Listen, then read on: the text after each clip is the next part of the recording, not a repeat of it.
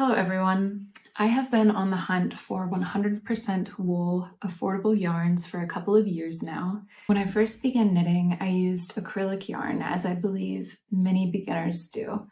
It's cheap, it's easy to find in all of the big box craft stores. There are a ton of colors to choose from, and it seems like a good place to start when you're trying out a new craft for the first time. However, as soon as I began knitting garments, I quickly realized that wearing the fabric that acrylic yarn creates, for me, is not super comfortable. It's a little bit scratchy on the skin, it doesn't breathe very well, and as I said, it didn't take long before I knew I wanted to try a wool fiber. When I decided to try knitting with 100% wool yarn, I was actually quite surprised at how expensive it can be. A lot of the popular knitting patterns suggest yarn to make that particular garment with, and when pricing out these yarns, I realized that you can easily spend upwards of $100, $200 on a sweater, and so I began to look for a different option. For example, a popular knitwear pattern designer is Paton, and a lot of her patterns suggest using sandness garn yarns such as this one, which is $11 for a 50-gram skein. Depending on the size of the sweater you're making, you would have to buy 10 to 20 of these skeins, and so it becomes expensive quite quickly. So I began to search for more affordable options and want to share my findings with you today. I've been on the hunt for affordable 100% wool yarns for a couple of years now and wanted to share with you the ones that I've tried and give my honest opinion of each in case you too are trying to find inexpensive 100% wool yarns to work with. I have made a full garment with each of these yarns and have tried a variety of colors as well. Let's get into it. Number 1, Knitpicks Wool of the Andes. I have used Knitpicks Wool of the Andes yarn many times and will continue to do so. There is a worsted weight line as well as a sport weight and a large variety of colors to choose from. The Wool of the Andes yarns are made from 100% Peruvian highland wool, and the list price for a 50-gram skein is $3.99. However, Knitpicks always has a discount code you can use when buying 10 or more skeins. My yarn pack, in all caps, gives you an additional percentage off, as well as free shipping when you spend over $65. They do seasonal sales, and each month one of their yarns is on sale. So if you know what you want and plan for it, you can save even more. I have made several sweaters with this yarn, and I think they have cost between $30 and $40 US each, which is really good, and less for a vest. The yarn quality is good, the colors are vibrant, and have not bled during blocking. I will say that for the worsted weight yarn compared to other worsted weight yarns I will mention in this video, does feel a bit lighter. I remember sizing down one needle size consistently when working with worsted weight sweater patterns with the Wool of the Andes worsted yarn. The 50-gram skeins have 110 yards, and I'll compare that to others as we go for reference. Overall, I would recommend this yarn. It is washed and worn well, and the variety of colors is great. Also, Wool of the Andes comes in a worsted weight and in a sport weight as well, and so it really broadens the number of projects that could be completed with these yarns, and both ranges have the same full variety of colors. And I will definitely use Knitpicks Wool of the Andes again. Okay. Number 2, Pattons Classic Wool Worsted. Paton's Classic Wool Worsted is a yarn I have only recently tried and I am really enjoying working with. I'm using it to knit a Lakes pullover, which is a pattern by Ozetta in this lovely navy blue. You can find Pattons at Joann or other box stores, and it costs a base price of $8.99 for a 100-gram skein. Compare that to the wool of the Andes at $4 for 50 grams. It's pretty similar price-wise. And as you'll know, if you've shopped Joann's before, there are always sales, there are always coupons. I think when I purchased my sweater's quantity of this yarn, I got each skein for $6.70, and I ended up using 6 skeins to make my sweater. So the end cost was in the $40 range. Yeah, including tax, etc. I would like to remind you that it's easy to spend hundreds of dollars on a sweater quantity of 100% wool yarn. So keep that in mind. A $40 or $50 sweater of a quality 100% wool fiber is actually a very good deal. The Pattons worsted is very soft. It feels very plush. And if comparing it to the Knitpicks wool of the Andes, it feels thicker. The individual strand of yarn feels like a thicker worsted than the Knitpicks worsted. The 100-gram skein has 194 yards, so that would be 97 yards for a 50 gram, and the wool of the Andes had 110 yards for the 50 gram. So that one is a bit thinner. It goes a bit further for the same weight, if that makes sense. There are a lot of colors of this yarn available online. I will say less so if you're shopping in the store. But overall, I think this is a great yarn to make a warm sweater with. It feels soft and dense, and the fabric created with it is very warm. I will say that several times I found the yarn joined with knots, which isn't my favorite, within one skein. And I wanted to recommend to you just a tip about dealing with that when you're knitting. If you continue knitting on and leave the knot, it's often very visible in the finished piece. And so I would recommend either untying that knot and weaving in both ends as you would when joining any new yarn, or untying the knot and then actually using a little bit of moisture and putting both of those ends in your hands and felting them together. Either one is a much better option than just leaving that knot in your finished piece. It's often quite visible. I really enjoy this yarn, and this being the first sweater that I have made from it, I would definitely use this yarn base again to make a different sweater in the future. Okay. Number 3, Lion Brand Fisherman's Wool. Lion Brand yarn is another option to be found at Joann or other big box craft supply stores.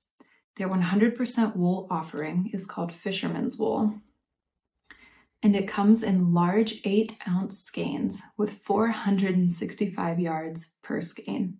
So to compare, 8 ounces is 227 grams. So a 50-gram ball would have 102 yards. I weighed the cardigan I made with this wool, and it was about 19 ounces or 550 grams. So the cost would be for 3 skeins, which at list price is $14 a skein. But you can see here, it's often on sale for less. At $10.50, this sweater would cost around $30. And even if I paid full price, around $40. So another super affordable option. Fisherman's wool only comes in a few natural colors, and only the solid colorways are 100% wool. So if you get a tweed, the tweed element will be acrylic or a little bit of rayon. So just the solid natural brown and oatmeal, and then the lighter cream color are 100% wool. I don't actually see any tweeds currently on Joann's site, so there are 4 natural colors to choose from, and I have knit with 3 of these. I really enjoy this yarn because it's squishy. You can feel the lanolin or the natural oil from the wool when you're knitting with it, and it has a nice natural wool smell to it. I assume that it's not been dyed, but I'm not 100% sure on that. It's readily available and at a great price point is a good contender for beginners looking to make a 100% wool sweater. I think as far as the thickness of the yarn compares to the first two, I'd say it's in between. So the wool of the Andes would be a bit thinner than the Fisherman's wool, and the Pattons worsted would be thicker than the Fisherman's wool. These are all worsted weight yarns, but there are small differences in thickness of the strand that you're knitting with. Number 4, Cascade 220. Okay, Cascade 220 is a yarn that I found through lovecrafts.com. I actually ordered the fingering weight wool to make a camisole number 9 by My Favorite Things Knitwear with. I haven't finished it yet. I started it at the end of last summer and then sort of put it away in favor of making cold weather knitwear. But as the weather begins to warm up again, I'm going to pick it up and finish it. And I chose this lovely royal blue color of the Cascade 220. And they do have a worsted weight line as well of this yarn. And so I wanted to mention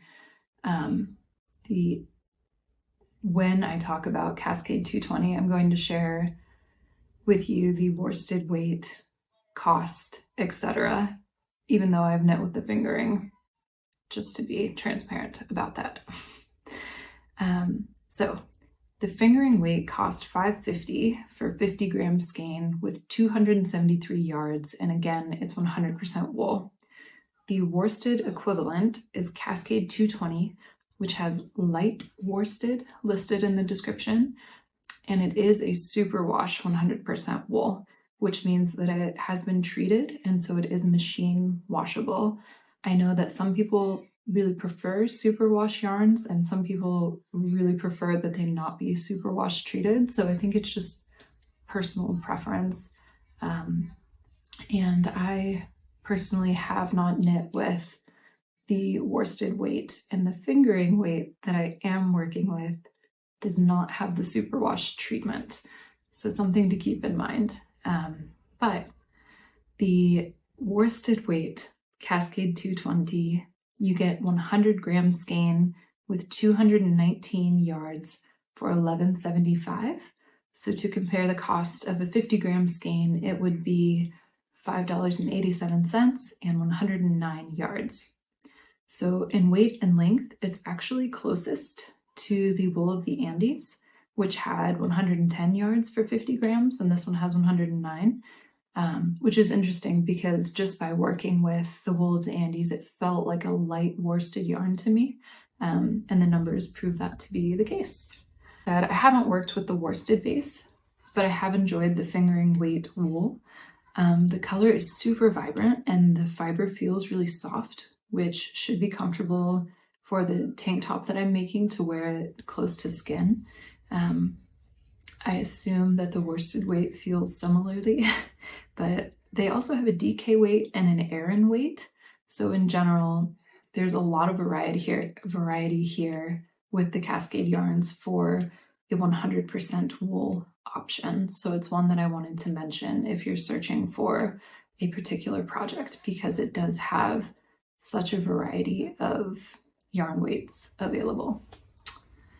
Okay, number 5 is sort of an honorable mention, but I wanted to give a shout out to it.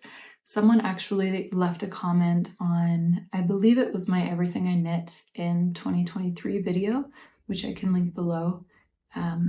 But someone commented saying another good yarn that was affordable was Hobbii, Hobbii, I believe. I personally have not tried Hobbii yarns yet, but it does appear to be comparable in price. So I wanted to give that one a shout out as well if you are searching around for wool for your next project. Please let me know if you enjoyed this video. I hope it was helpful. I know that when I was initially searching out 100% wool yarns to work with, I felt a little bit intimidated because going to the big box craft stores available near me, I did not see a lot on offer. And so The majority of my search happened online, and these are the yarns that I have tried personally, that I have worked with, and I can recommend. So I wanted to share them with you today in hopes to inspire you to try some new fibers.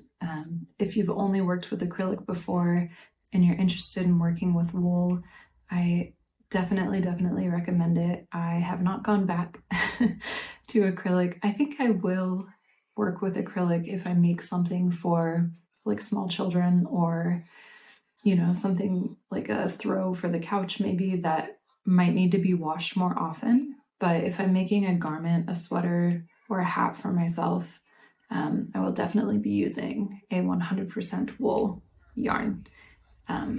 They also have self-cleaning properties to them, and so with the 100% wool fabrics that are created, you truly don't need to wash them with every wear. And yeah, it's such a softer, like more natural, more breathable fabric. So I definitely recommend giving a natural fiber a try if you have not before. And I hope that some of these looked appealing to you. I tried to include a lot of different colors and weights, and I feel that as far as price point goes, these are all on the lower end and more approachable when compared to a lot of the 100% wool yarns that are sold. So if you have any favorite budget yarns that you recommend, please do share in the comments below. There's always room for more information, and I love that we can all come together and share our personal experiences with things. I've learned so much through others on YouTube and Instagram, just sharing knowledge about their craft. So if you have any input, please share it below. Everyone will appreciate it. Thank you again for spending some time with me today. If you enjoyed this video, please do click that subscribe button below, and I will see you in the next one. Bye.